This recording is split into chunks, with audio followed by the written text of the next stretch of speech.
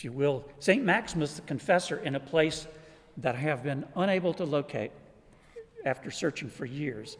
But I found this in a quote by Father Alexander Schmemann, and I can't even find the quote.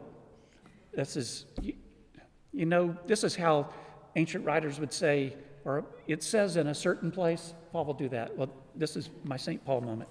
In a certain place, St. Maximus the Confessor describes male and female as energies.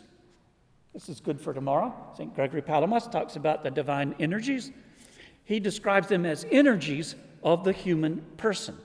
This is to say that it's not quite the same thing as an ontological characteristic. In other words, a woman is not ontologically different than a man. And a man's not ontologically different. In other words, your ontos, that's your essence. And there's only one human essence, and all human beings have one essence. You don't even have like your own essence, and I get my essence. We all have one essence. We are consubstantial with one another, just like the Trinity, one essence, one ousia, three persons. So we have one ousia, billions of persons as human beings, but the same one ousia. We share a single ontology, our being or substance as human, one common humanity. However, we do not encounter any human being who is merely human. Maybe G.I. Joe and Barbie, sort of, maybe. They were missing parts, but not really. They just hinted at it. We do not encounter a human being who's merely human. We don't encounter and experience one another as the substance of being human. It'd just be so weird. I can't even go there. We always encounter one another as particular human beings. I mentioned this in the last talk, as particular human persons. And as persons, we encounter and know people in their energies. I don't know you, by what's under your skin. I have to, in fact, this is a question. I'm not going to preach on energies tomorrow, probably. Maybe, I don't know. I don't know what I'm going to preach tomorrow. But anyhow, energies, I live in Oak Ridge, Tennessee. And in Oak Ridge, Tennessee, you say divine energies, and you're thinking Department of Energy, and glowing in the dark, nuclear power. And, that's what we do up there. We build your bombs for you. And I always tell people, you have to keep Oak Ridge open because someone has to know whether you cut the red or blue wire. And that's part of the lore that we keep alive up there. But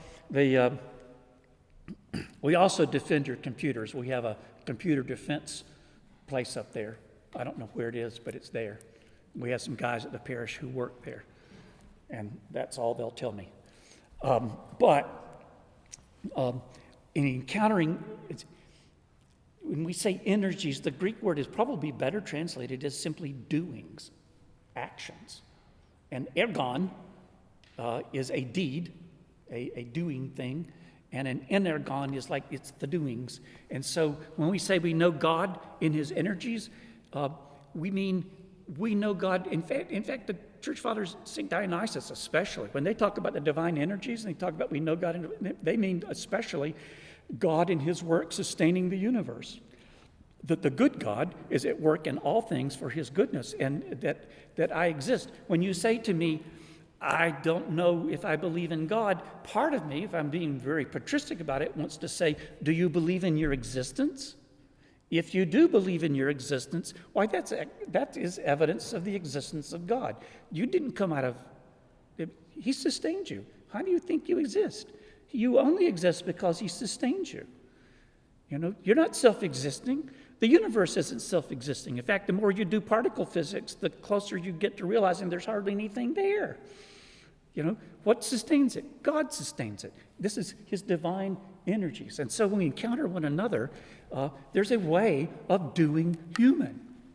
And generally speaking, dangerous, generally speaking, there's two ways of doing human, male and female. They are energies of a human person. But because they're energies of the human person, when I'm doing, male, it's Stephen.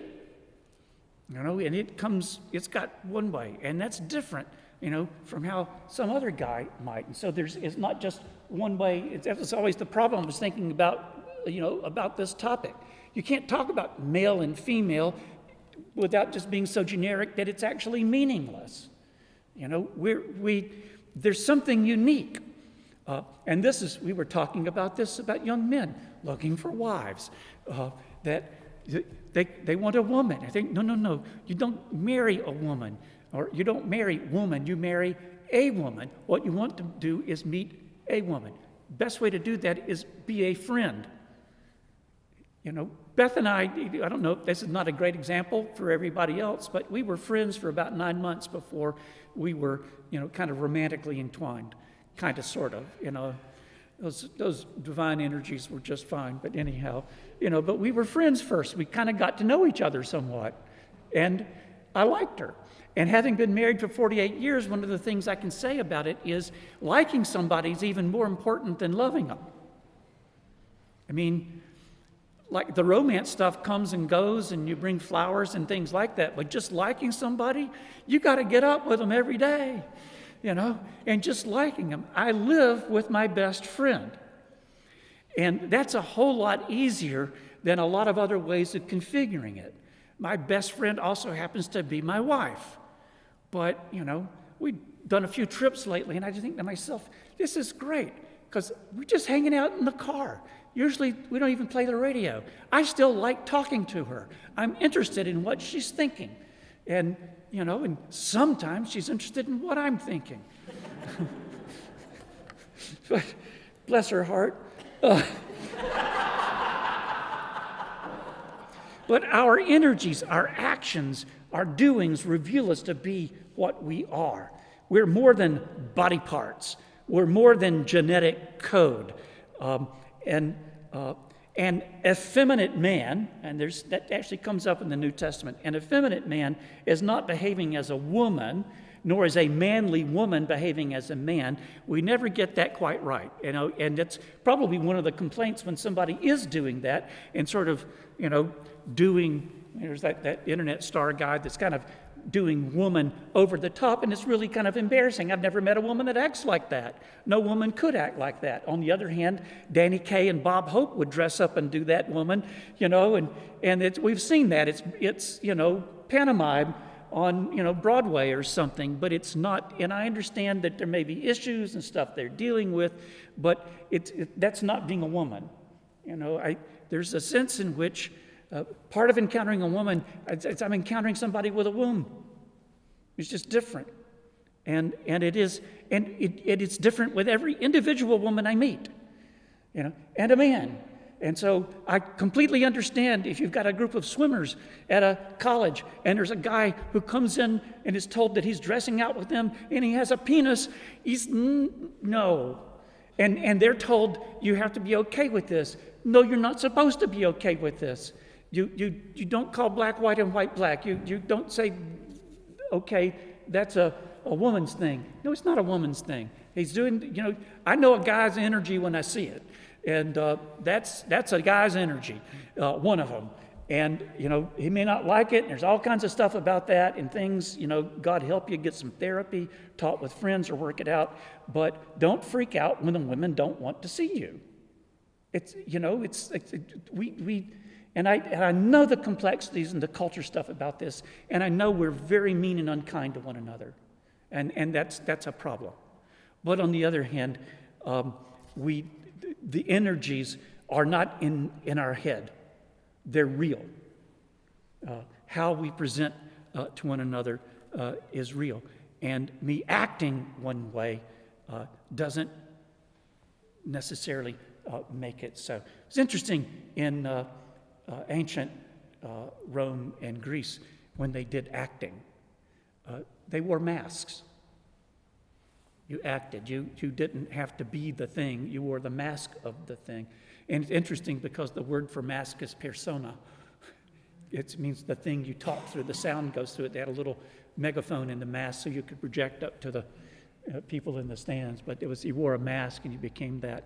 But the truth is our humanity, including our inherently gendered humanity, differently presented in different individuals, is not a mask. It's somehow connected to me, and I have to work with that. In my book I wrote on shame, and I talked about knowing God beyond our shame. There's a whole lot, and particularly in our modern world, about our gendered roles that is tied up with shame. Male shame is really, really strong. A lot of guys don't know it, but being a man is a shame thing. They'll talk about locker room talk. You remember it, we were in high school having to dress out. It's nothing like being a bunch of guys, some of whom have hit puberty and others are still waiting, and there's just stuff going on. And I mean, you got guys joking about the other guy's junk. Well, they did, and they do. We still will talk about, oh, you've been putting on a little weight lately, haven't you? I mean, we just do that kind of stuff. Women don't do that to each other. They have other ways, but this is, we shame, part of what's going on with men is we do pecking orders. We do pecking orders. Back in my Episcopal days, I had an assistant priest who was a woman, and I remember taking her to a clericus, that is a group of the clergy for the Knoxville area. And we went to the meeting. It was supposed to be a Bible study, and we're driving in the car on the way back. And I said, and she was new to all this. And I said, so what did you think? She said, I felt like I should have brought a sword and a spear. I said, why? She goes, you guys. And listened to her describe it, and I thought, yeah, that's how clergy are. You said you wanted to be clergy. Kind of tighten your belt, dear. It's going to get rough. But actually, one of the things that happened as that thing changed, it changed the culture of clergy in the Episcopal Church. And so it had all of the, I was sort of refreshed when I became Orthodox, and I'd go to a clergy thing, and it was kind of clergy. It's like going with monks. The Orthodox monks are dirty and hairy, and they smell. That's just kind of, they don't bathe a lot. And it's just that's okay. It's a kind of a guy thing. It's like the gym class.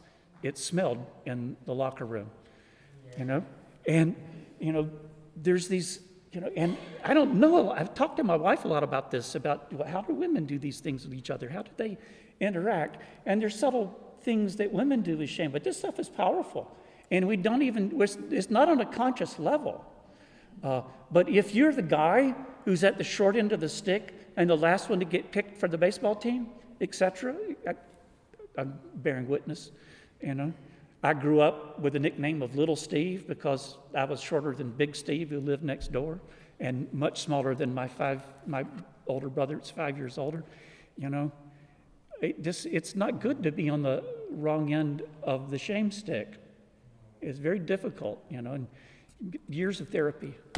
And anyway, but we encounter these energies. Our energies reveal to us to be what we are, more than body parts. We're not interchangeable. We differ. We're on the grounds of mystery when we speak of these things. And I've learned, especially as I've dealt with shame in my own life and tried to deal with shame in other people's lives, when you're dealing with shame, you're on holy ground. Because when you deal with shame, you're walking on wounds. You're walking on wounds.